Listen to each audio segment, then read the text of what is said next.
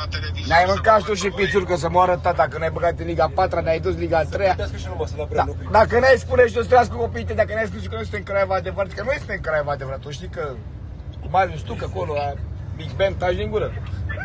Ne-am amintit că ce faci mâncați aș pulat. Ai scăpat și de proces, ai să moară tata dacă nu mă filmezi. Ia întinde-mă gâtul să-ți văd ce ai pătrit în tine. Ia uite mâncați așa, eu sunt gogolino. Eu sunt gogolino de aur. Ce faci, ne-am amintit? Ne-a mâncat mititelul, bă, ca mea și pula, morțul mă ăsta ne-a mâncat.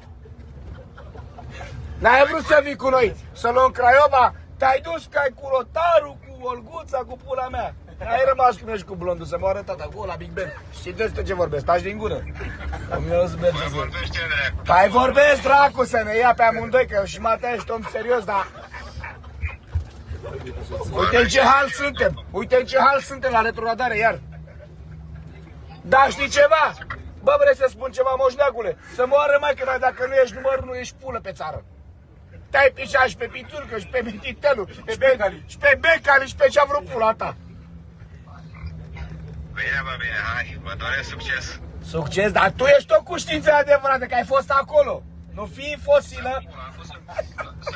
Nu sunt cu nimeni. Nu fii, te rog frumos, fii credincios.